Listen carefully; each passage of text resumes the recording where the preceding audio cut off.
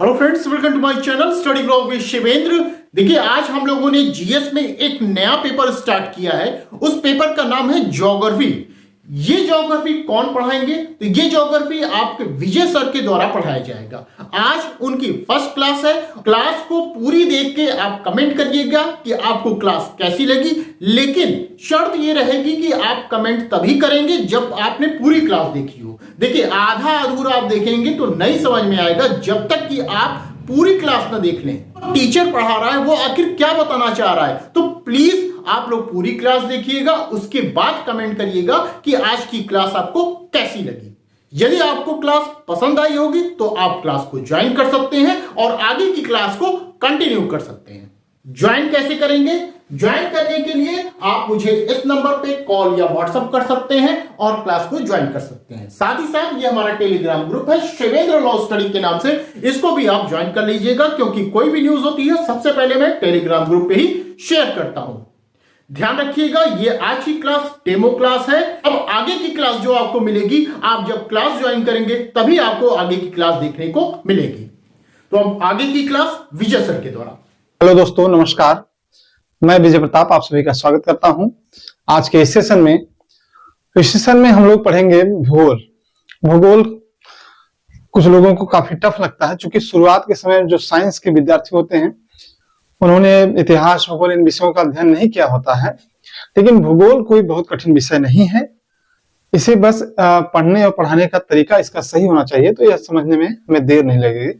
इसको थोड़ा सा हम ये जान लीजिए कि मैप के माध्यम से समझने का प्रयास करेंगे। अगर मैप हमारे दिमाग में बैठ गया तो जान लीजिए कि 60 से 70% भूगोल हमारा वहीं समाप्त हो जाता है। फिर जो बचता है 30% वो हम लोग समझने और समझाने का काम करेंगे। तो भूगोल में दो भूगोल कॉम्पिटिटिव एग्जाम में पूछे जाते हैं। एक तो भारत का भूगोल पूछा जाता है और दूसरा पूछा जाता है विश्व का भूगोल। तो जो मान लीजिए भारत का भूगोल हम पढ़ना शुरू करेंगे तो वहां से शुरुआत होती है कि भारत की अवस्थिति से शुरुआत होती है कि स्थिति क्या है, कितने राज्य हैं, कैसे हैं, यहाँ से शुरुआत होती है भारत के विषय में। लेकिन और चीजें जो सौरमंडल के विषय में अगर पढ़ना है, ब्रह्मांड की उत्पत्ति के विषय में पढ़ना है कि ब्रह्मांड की उत्पत्ति हुई कैसे, इस पृथ्वी की संरचना हुई कैसे, इन सभी तमाम चीजों को लेकर के फिर विश्व में जो नदियां हैं, पठार हैं, पर्वत हैं, जो दर्रे हैं, इन सभी चीजों के विषय में अगर पढ़ना होगा तो हमें विश्व भूगोल के माध्यम से ही वो चीजें हमारी कवर हो पाएंगी। तो मेरा ऐसा मानना है कि भूगोल पढ़ने में जब तक हम अपने आसपास की जो चीजें हैं, सौरमंडल की जो चीजें हैं, अगर समझ नहीं पाएंगे ब्रह्मांड की चीजें, तो भारत का भूगोल हम पढ़ने में थोड़ी कठिनाई महसूस होगी। तो शुरुआत हम लोग करते हैं विश्व भूगोल से। विश्व भूगोल में हम लोग आगे बढ़ते हैं, फिर धीरे धीरे कुछ दिन बाद हम लोग आ जाएंगे भारत के भूगोल से। चूंकि कॉम्पिटिटिव एग्जाम में भारत के भूगोल से ज्यादा प्रश्न पूछे जाते हैं, औसतन मान के चलिए कि 70 से 75% प्रश्न भारत के भूगोल से रहता है, क्योंकि हम लोग वहीं की पृष्ठभूमि से हैं। लेकिन जो 30% प्रश्न है वह विश्व के भूगोल से आते हैं। तो बहुत लंबा नहीं चलेगा, लगभग 25-30 सेशन में खत्म हो जाएगा। तो आइए हम लोग शुरुआत करते हैं विश्व का भूगोल। विश्व के भूगोल में हम लोग पढ़ेंगे ब्रह्मांड की उत्पत्ति का सिद्धांत। ब्रह्मांड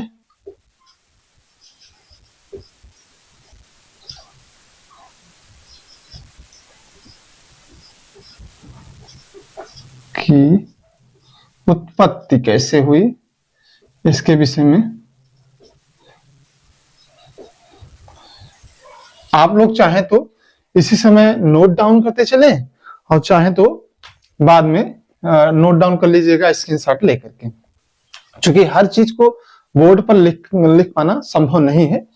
कुछ चीजें बोली भी जाएंगी, उसको ध्यान में रखिएगा, लिखते भी चलिएगा। ब्रह्मांड की उत्पत्ति के संबंध में कई विचारकों ने, कई वैज्ञानिकों ने अपने अपने मत दिए हैं, लेकिन जो 3 सिद्धांत हैं वह काफी प्रचलित हैं। वह 3 सिद्धांत में पहला सिद्धांत हमारा है धूल परिकल्पना।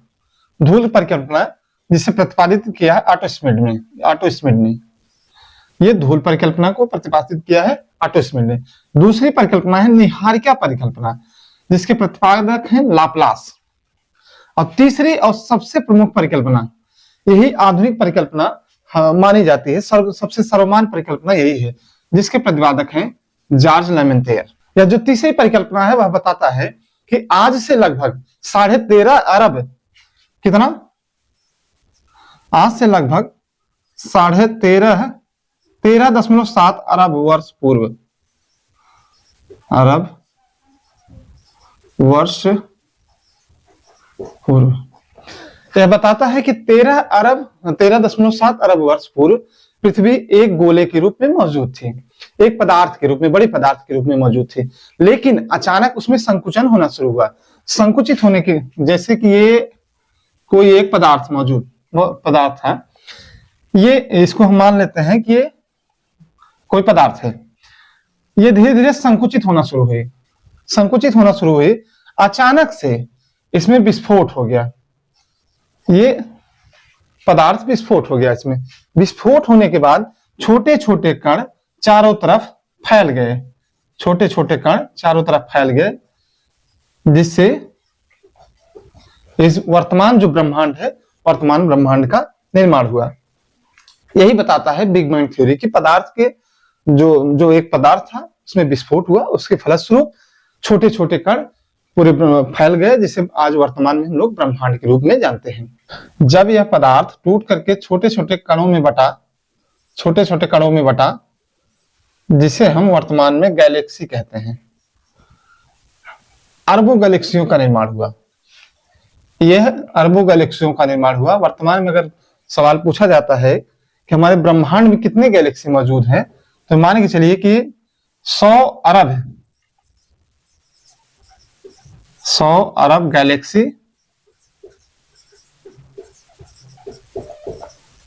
मौजूद हैं। कितने? 100 अरब गैलेक्सी मौजूद हैं। गैलेक्सी की अगर परिभाषा उचित रूप से पूछी जाए क्या है, तो गैलेक्सी की परिभाषा हम इस प्रकार से दे सकते हैं कि एक केंद्र, ध्यान से देखिएगा, बहुत नोट डाउन करने का प्रयास भी मत करिए, पहले देखते चलिए। एक केंद्र है, एक केंद्र की तरफ लाखों तारों का समूह, जो स्टार्स हैं, लाखों नहीं अरबों के तारों, एक केंद्र के चारों तरफ अरबों तारों का समूह गैलेक्सी कहलाता है। इस 100 अरब गैलेक्सियों में से एक हमारी गैलेक्सी है आकाश गंगा। आकाश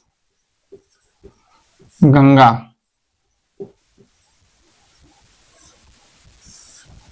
अक्सर आप लोग इसका नाम सुनते होंगे। आकाश गंगा है क्या? जो 100 अरब गैलेक्सियां हैं, 100 अरब गैलेक्सियों में से 100 अरब गैलेक्सी में से एक गैलेक्सी है, एक गैलेक्सी है आकाश गंगा।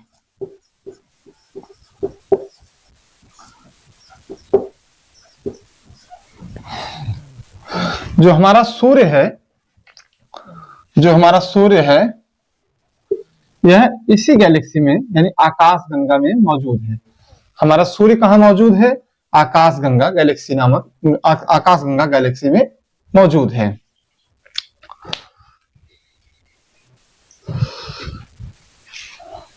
अब हम आगे बढ़ते हैं।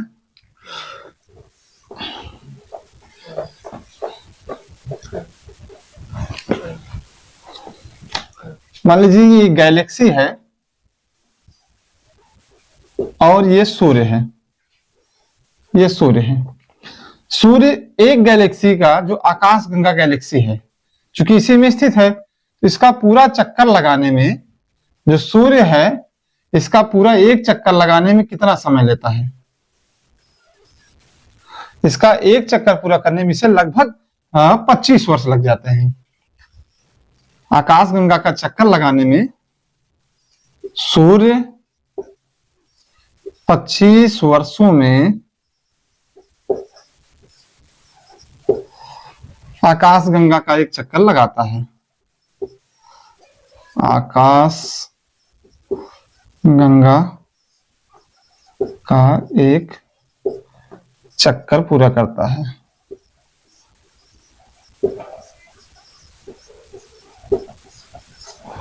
ठीक,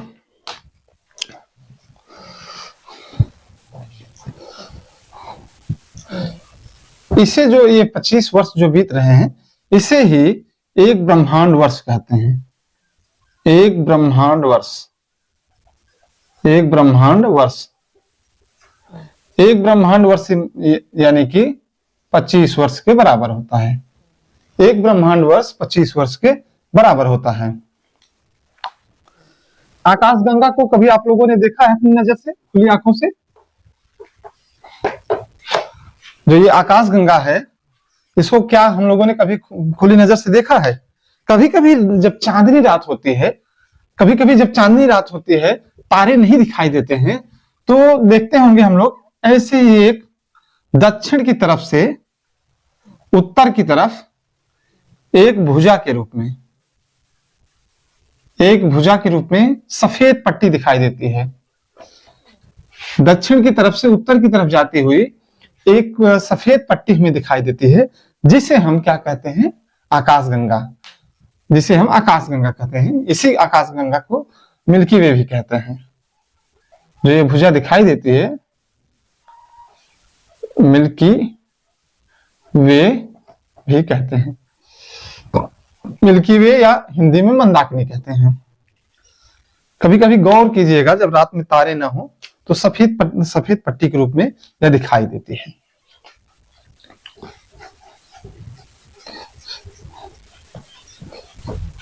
अच्छा, हम लोग जानेंगे कि ब्रह्मांड में अरबों गैलेक्सियां मौजूद हैं, जिनमें एक है हमारी आकाशगंगा। अच्छा, आकाशगंगा के सबसे नजदीक कौन सी गैलेक्सी स्थित है? आकाशगंगा के सबसे नजदीक, ये मान लीजिए हमारी आकाशगंगा है, आकाशगंगा के सबसे नजदीक हमारी जो गैलेक्सी है, ये जो गैलेक्सी है, उस गैलेक्सी का नाम है एंड्रोमीडा। कौन सी गैलेक्सी है? एंड्रोमीडा।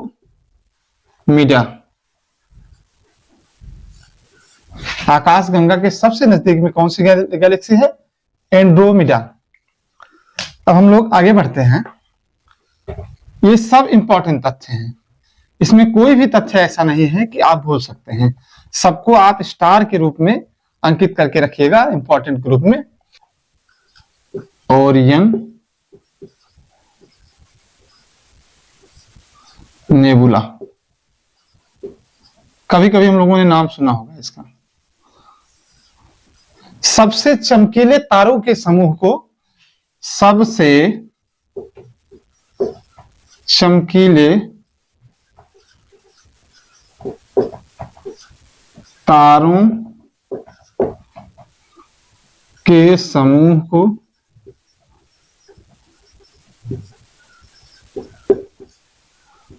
ओरियन नेबुला कहते हैं। सबसे जो चमकीले तारे होते हैं, उन्हीं के समूह को ओरियन नेबुला कहा जाता है। अच्छा, सबसे चमकीला, जो पूरे ब्रह्मांड में सबसे चमकीला पिंड कौन है? सबसे चमकीला पिंड कौन है? सबसे चमकीला पिंड कौन सा है? वह है सूर्य। कौन सा है? ब्रह्मांड में सबसे चमकीला पिंड कौन सा है? वह है सूर्य। हम लोग एक चीज और देखते होंगे कि भोर के समय देखते होंगे, भोर के समय पूरब साइड में और शाम के समय पश्चिम साइड में बड़ा सा एक हमें लाल गोला दिखाई देता होगा। वह क्या कोई तारा है या क्या है? वह जो हमें भोर के समय और शाम के समय दिखाई देता है,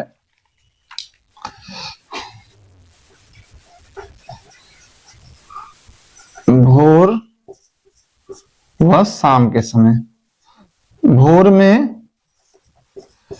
पूरब में, वह शाम जब डूबने लगता है, रात होनी होती है, शाम में पश्चिम में समय, पश्चिम में सबसे चमकीली जो चीज दिखाई देती है वह है शुक्र।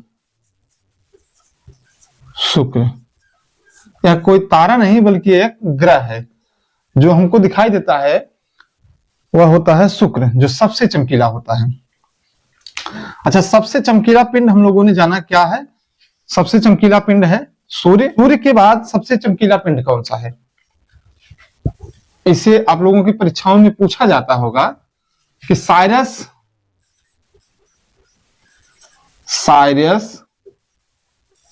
या डॉग स्टार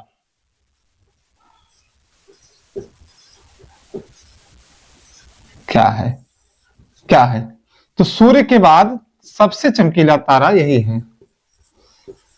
सूर्य के बाद सबसे चमकीला तारा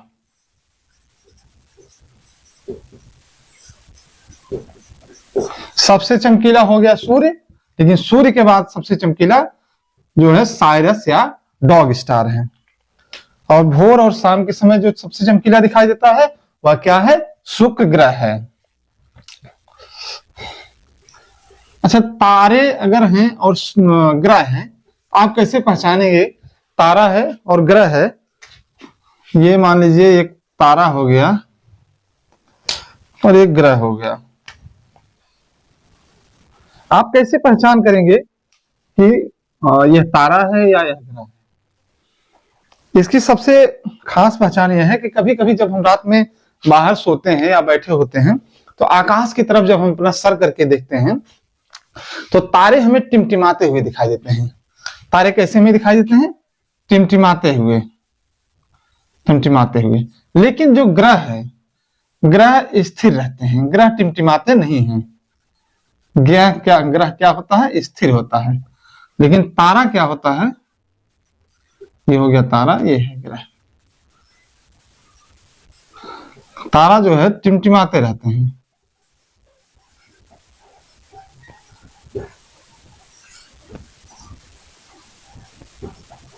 तारे टिमटिमाते रहते हैं, ग्रह क्या है? स्थिर रहते हैं। इससे हम पहचान सकते हैं।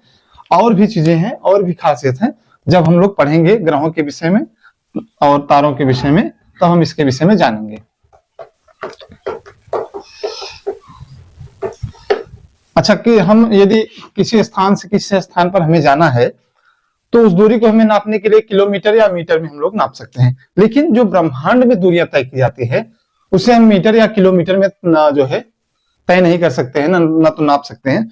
उसको प्रयोग करने के लिए हमें प्रकाश वर्ष की दूरी का प्रयोग करना पड़ता है। तो जो ब्रह्मांड में दूरियों के लिए प्रयोग किया जाने वाला मापक क्या है? प्रकाश वर्ष।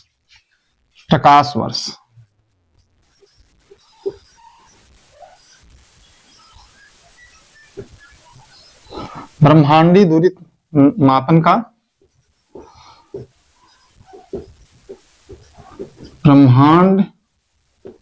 ब्रह्मांडीय दूरी का मापक है।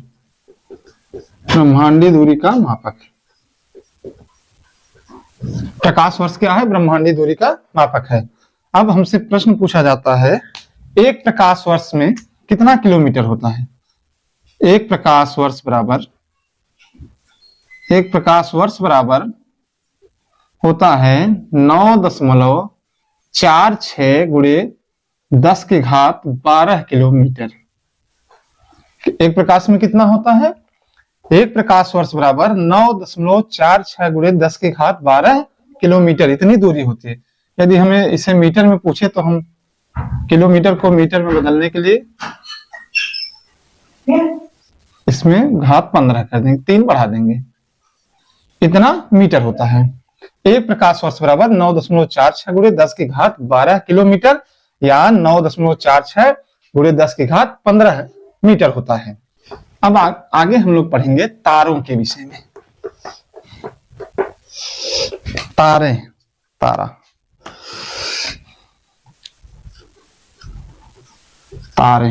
स्टार्स।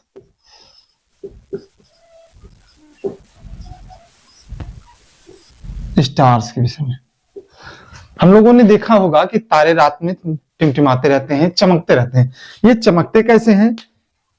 ये तारे चमकते कैसे हैं? जैसे हमारा बल्ब घर में लगा है या जब जलता है बिजली के माध्यम से यह जलता है। लेकिन अच्छा, ऐसा क्या है तारों के पास? वहां तो कोई बिजली है नहीं, तो ये चमकते कैसे हैं? तारे टिमटिमाते कैसे हैं? तारों में जो होता है अपना उष्मा स्वयं होता है, उसमें उष्मा का प्रकाश स्वयं मौजूद होता है। ये उष्मा आती कहां से है? फिर अगला प्रश्न उठता है, तारों में स्वयं की ऊष्मा होती है, तारों में अपनी ऊष्मा मौजूद होती है,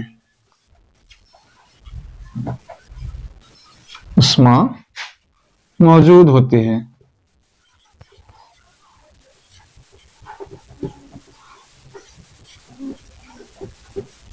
लेकिन होती कहां से है? फिर अगला प्रश्न उभरता है, यह होती है नाभिकीय संलयन की प्रक्रिया से। नाभिकीय संलयन,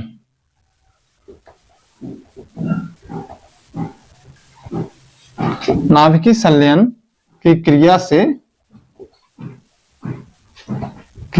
से ऊष्मा प्राप्त होती है।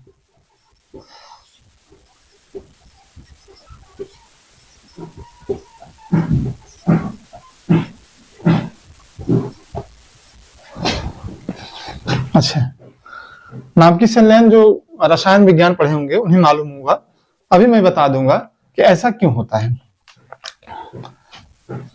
अच्छा, इसका ईंधन, जैसे गाड़ी चलना हो या बल्ब जलाना हो तो ईंधन का उपयोग किया जाता है, गाड़ी में पेट्रोल डाला जाता है। इसमें क्या डाला जाता है? इसमें कौन सा ईंधन होता है जिसकी वजह से ये होता है? इसमें होता है हाइड्रोजन। हाइड्रोजन, हाइड्रोजन इसका ईंधन है। तारों का ईंधन क्या है? हाइड्रोजन। तारों का ईंधन,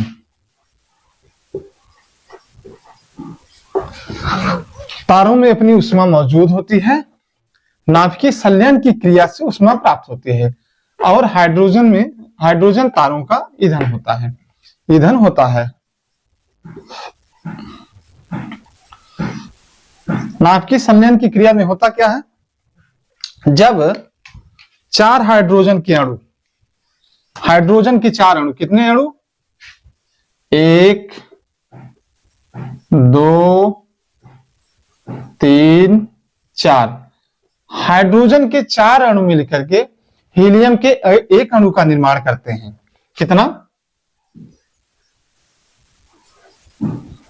हीलियम, जब हाइड्रोजन के 4 अणु मिलकर के हीलियम के एक अणु का निर्माण करते हैं, तब नाभिकीय संलयन की क्रिया होती है, तब उसमें ऊष्मा उत्पन्न होती है। तो हम लोगों ने जाना कि हाइड्रोजन के 4 अणुओं के मिलने से हीलियम का एक अणु बनता है, जिससे तारों को ईंधन प्राप्त होता है, तब जाकर के वह चमकते हैं, उन्हें ऊष्मा मिलती है। लेकिन इस दुनिया में कोई भी चीज हो, उसका क्षय होना तय है, वह खत्म होती ही होती है। वह सामान्य कोई ऐसी भी वस्तु नहीं है कि चाहे ब्रह्मांड में हो या पृथ्वी पर हो कि शाश्वत रहे, लेकिन सबका क्षय होना तय है। कोई भी तारा कितना जो है दिन रहेगा, यह निर्भर करता है उसके आकार पर। जैसे ये हो गया हमारा एक तारा, इसमें 4 हाइड्रोजन के अणु मिलकर के हीलियम में बदल रहे हैं, जिससे इसे ऊर्जा प्राप्त हो रही है। लेकिन एक समय ऐसा आएगा कि हाइड्रोजन जो है, जब हीलियम में बदलते बदलते हाइड्रोजन खत्म हो जाएगा, हीलियम भी खत्म हो जाएगी, तब यह तारे मरना शुरू कर देंगे। आप लोगों ने सुना होगा कि तारे मर गए, तो तारे इसी तरह से, चूंकि उनकी ऊष्मा समाप्त हो जाती है, चूंकि ये शाश्वत नहीं है, एक समय आता है कि ये हाइड्रोजन खत्म हो जाते हैं, हीलियम में बदलना, नाभिकीय संलयन की क्रिया बंद हो जाती है, तो तारे अपनी मृत्यु को प्राप्त हो जाते हैं और तारे ठंडे हो जाते हैं। किसी भी तारे की उम्र कैसे निर्धारित होती है? यदि तारा, मान लीजिए 2 तारे हैं, एक ये तारा हो गया, एक तारा ये स्टार 1 स्टार 2, इसमें आप लोग बताइए कि किसकी उम्र सबसे ज्यादा होगी? यदि देखने समय तो लगता है कि ये सबसे बड़ा है तो इसकी उम्र सबसे ज्यादा होगी, ये सबसे छोटा है तो इसकी उम्र सबसे कम होगी। लेकिन नहीं, ऐसा नहीं होता है। तारों का और उम्र में, इसके आकार और उम्र में व्युत्क्रमानुपाती संबंध होता है। कहने का मतलब है कि जो तारा जितना छोटा रहेगा वह कम हाइड्रोजन लेगा, कम हीलियम का निर्माण होगा, तो कम हाइड्रोजन खत्म होगा, तो उसकी उम्र ज्यादा होगी। और जो जितना बड़ा तारा होगा उसको एनर्जी ज्यादा चाहिए, तो ज्यादा हाइड्रोजन के माध्यम से हीलियम के निर्माण करेगा और ज्यादा उष्मा जो है उसमें अवशोषित होगी, तो उसकी उम्र कम होगी। छोटे तारे की उम्र अधिक होती है और बड़े तारे की उम्र अधिक होती है। इसके आकार और समय अवधि में व्युत्क्रमानुपाती संबंध होता है।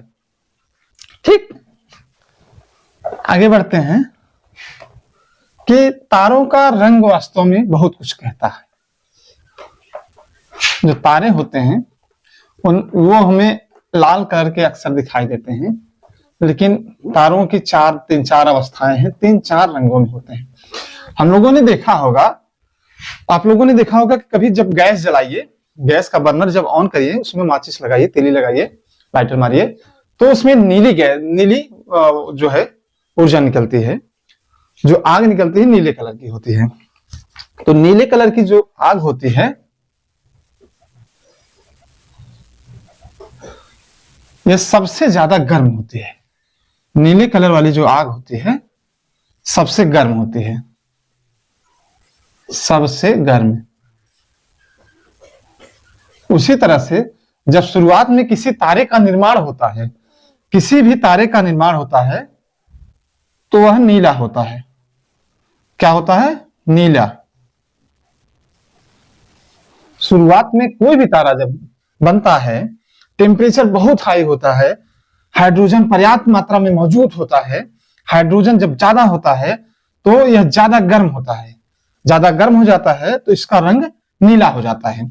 उसके बाद जब हाइड्रोजन कम होना शुरू होता है तब यह अपना रंग बदलने लगता है। शुरू में जब हम लोग ज्यादा भोजन करते हैं तो ज्यादा दूरी तय करते हैं, फिर जब हमारी एनर्जी कम होना शुरू होती है तो हमारी चाल भी कम पड़ जाती है। तो शुरुआत में फर्स्ट स्टेप में जो तारा होता है बहुत गर्म होता है तो नीला होता है, और जब सेकेंड स्टेप में आता है तो हो जाता है कैसा? सफेद रंग का, ये सफेद हो जाता है। फिर जब थर्ड अपने जो है तीसरे चरण में आता है तारा अपना जो है जब तीसरे चरण में आता है तो हाइड्रोजन की मात्रा उसमें कम रह जाती है, तो नाभिकीय संलयन की क्रिया धीरे धीरे होती है, तो इसका रंग हो जाता है कैसा? पीला इसका रंग हो जाता है। दैट्स थर्ड स्टेप, ये तीसरा स्टेप हो गया। उसके बाद जो तारा हमें दिखाई देता है लास्ट में जो अंतिम चरण है, लाल हो जाता है। फोर्थ स्टेप में लाल, दैट्स फोर्थ स्टेप। चौथे चरण में तारा लाल हो जाता है, यानी कि शुरुआत में यह नीला होता है, नीला के बाद फिर होता है सफेद, सफेद के बाद हो गया पीला,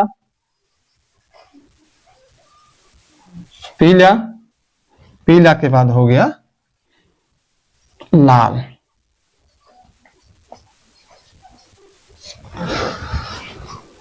कोई भी तारा शुरुआत में नीला होता है, उसके बाद सफेद होता है, फिर पीला होता है, फिर लाल हो जाता है। अब लाल के बाद क्या होगा? लाल के बाद अब यहां से अब ये सबसे अंतिम चरण में है ये, अब हाइड्रोजन खत्म होने ही वाला है, तब तारा हमें लाल दिखाई देता है। अब इसके बाद तारे की क्या होगी मृत्यु। अब हम तारे में लाल तारे क्या होते हैं?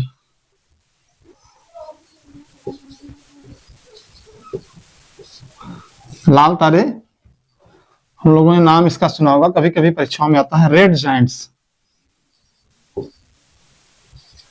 रेड जायंट्स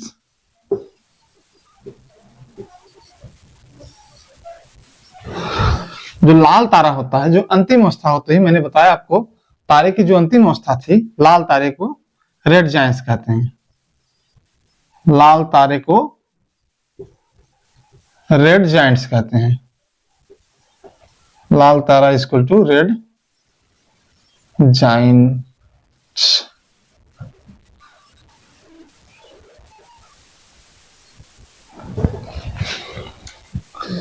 अब ये जो लाल तारा होता है, ये लाल तारा जो होता है, इसकी बाहरी सतह जो होती है, इसकी जो बाहरी सतह होती है धीरे धीरे फैलती रहती है। किसी भी चीज को यदि हम जो है खींचते रहेंगे तो एक समय आएगा कि कोई वस्तु है तो टूट जाएगी, या जो है कपड़ा है तो फट जाएगा। उसी तरह से ये तारा भी जो है विस्फोटित हो जाता है।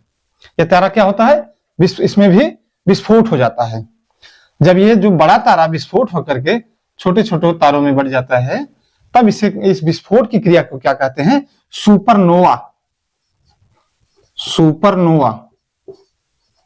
सुपरनोवा क्या है, जब लाल तारा जो है उसकी बाहरी परत फैलती रहती है, फैलते रहने के कारण टूट जाता है, तब उसके बाद जो अवस्था होती है उसे सुपरनोवा कहते हैं। क्या कहते हैं, सुपरनोवा। लाल तारे से सुपरनोवा।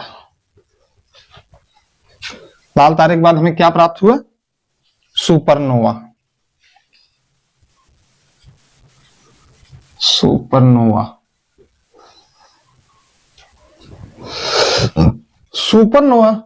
इसके बाद जब लाल तारा से सुपरनोवा बना, सुपरनोवा के बाद से जो पिंड मौजूद होते हैं, जो तारे मौजूद होते हैं, यदि उनका द्रव्यमान सूर्य के द्रव्यमान से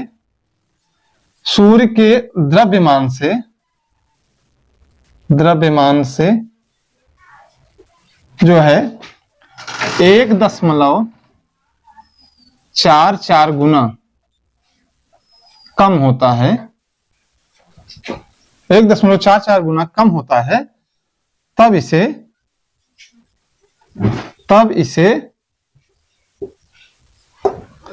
व्हाइट ड्वार्फ या श्वेत वामन कहते हैं। श्वेत वामन कहते हैं।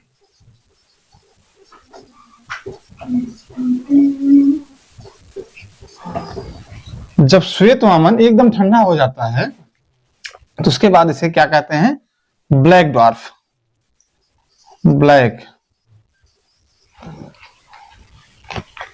ड्वार्फ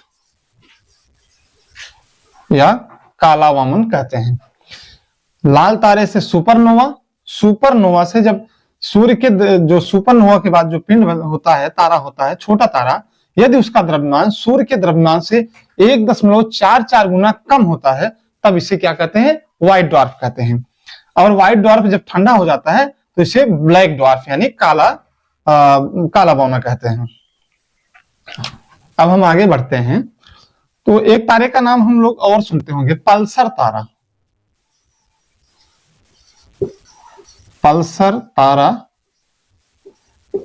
या न्यूट्रॉन तारा।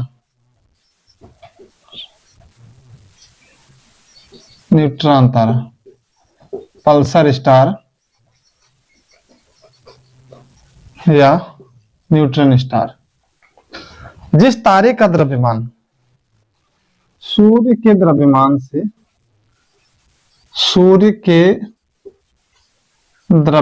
से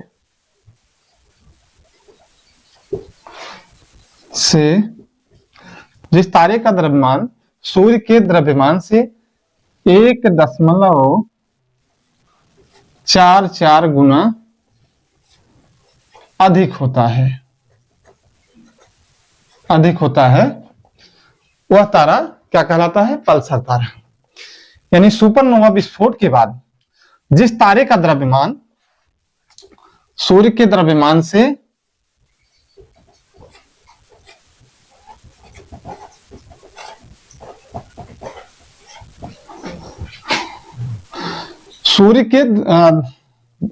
सुपरनोवा विस्फोट के बाद सूर्य के द्रव्यमान से जो है, यदि उस तारे का द्रव्यमान 1.44 गुना अधिक है, तो उसे हम क्या कहते हैं, पल्सर तारा या न्यूट्रॉन तारा। लेकिन जिस सूर्य के बाद जिस तारे का द्रव्यमान 1.44 गुना सूर्य से कम होता है, तो उसे क्या कहते हैं, व्हाइट ड्वार्फ।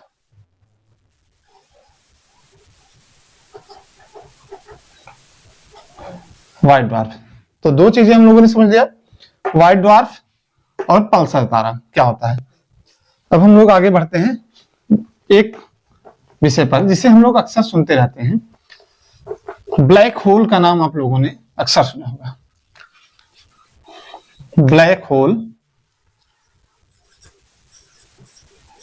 ब्लैक होल या कृष्ण छिद्र, कृष्ण यानी कि काला, कृष्ण छिद्र या कृष्ण विवर।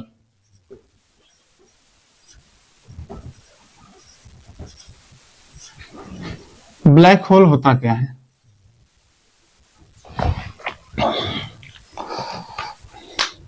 जो न्यूट्रॉन तारा होता है जिसका द्रव्यमान सूर्य के द्रव्यमान से 1.44 गुना बड़ा होता है, जैसे ये जो न्यूट्रॉन तारा है, न्यूट्रॉन तारा काफी तेजी के साथ सिकुड़ता रहता है, आपस में सिकुड़ने का प्रयास करता है। जो इस तारे का सारा द्रव्यमान होता है वह अपने अंदर अवशोषित करने का काम करता है। क्या करता है?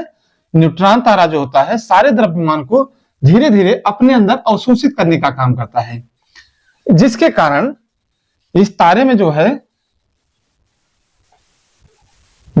जिस कारण इस तारे का जो घनत्व होता है, घनत्व असीमित हो जाता है, घनत्व जो है असीमित हो जाता है। न्यूट्रॉन तारा जब सिकुड़ता है तो इसका घनत्व कितना होता है? असीमित हो जाता है, जिसके कारण इसका गुरुत्वाकर्षण काफी बढ़ जाता है। न्यूट्रॉन तारे का गुरुत्वाकर्षण, इसका जो गुरुत्वाकर्षण है वह काफी बढ़ जाता है। अंत समय में आते आते ये बहुत छोटा हो जाता है। जो न्यूट्रॉन तारा होता है बहुत छोटा हो जाता है, इसकी गुरुत्वाकर्षण की क्षमता बहुत ज्यादा बढ़ जाती है। इसीलिए यह अपने पास से गुजरने वाले जो प्रकाश होते हैं उन्हें भी अपने अंदर समेट लेता है। इसके आसपास सब काला काला दिखाई देता है, यहाँ किसी भी प्रकार का प्रकाश नहीं पहुंच सकता, यह सबको अवशोषित कर लेता है। चूंकि इसका घनत्व तो काफी अधिक होता है, असीमित होता है, जिसके कारण इसका गुरुत्वाकर्षण बहुत ज्यादा बढ़ जाता है। गुरुत्वाकर्षण के कारण जो है चीजें अपने आप खिंचती चली जाती हैं। जैसे चुंबक हम लोगों ने देखा है, तो चुंबक में गुरुत्वाकर्षण बल काफी होता है, तो उसे जब हम किसी लोहे के पास ले जाते हैं, मेटल के पास, तो उसे अपनी तरफ खींचने का प्रयास करता है। वही है न्यूट्रॉन तारे में। न्यूट्रॉन तारे का जब घनत्व असीमित हो जाता है तो गुरुत्वाकर्षण बढ़ जाता है, जिसके कारण यह जो है सारी चीजों को अपने अंदर खींचने लगता है, सारी चीजों को अपने अंदर खींचने लगता है, और इसे ही हम ब्लैक होल कहते हैं। हम लोगों ने सुना होगा कि ब्लैक होल के पास जाने के बाद सारी चीजें गायब हो जाती है, इसीलिए गायब हो जाती है क्योंकि गुरुत्वाकर्षण काफी ज्यादा हो जाता है। अब आगे के सेशन में हम लोगों ने आज पढ़ा जो है ब्रह्मांड के विषय में, कि ब्रह्मांड की उत्पत्ति कैसे हुई। ब्रह्मांड की उत्पत्ति कैसे हुई हम लोगों ने जाना, उस पर 3 सिद्धांत, लेकिन जो मुख्य सिद्धांत था वह था बिग बैंग थ्योरी, जिसे जॉर्ज लेमेंतेर ने प्रतिपादित किया था। उसके बाद जाना कि जो एक पिंड के रूप में मौजूद था वह पिंड अचानक विस्फोटित हुआ, कई जो है गैलेक्सियों में बट गया। तो इस जो ब्रह्मांड में लगभग 100 अरब गैलेक्सियां मौजूद हैं, उसी में से एक हमारी गैलेक्सी है अरब सागर, आकाशगंगा। आकाशगंगा में ही हमारा सूर्य मौजूद है। तो सूर्य के विषय में हम लोगों ने पढ़ा, उससे संबंधित उसके बाद की जो घटनाएं हैं, तारों के विषय में पढ़ा, पल्सर तारा क्या है और श्वेत वामन तारा क्या है, और उसके बाद जो है तमाम तारे जो है, इस तारों का रंग कैसा होता है, नीला कब होता है, सफेद कब होता है, इन सभी तथ्यों के विषय में पढ़ा। अब कल हम जो है तारों के विषय में और विस्तृत अध्ययन करेंगे कल वाले सेशन में। तब तक के लिए आप सभी से जय हिंद, नमस्कार।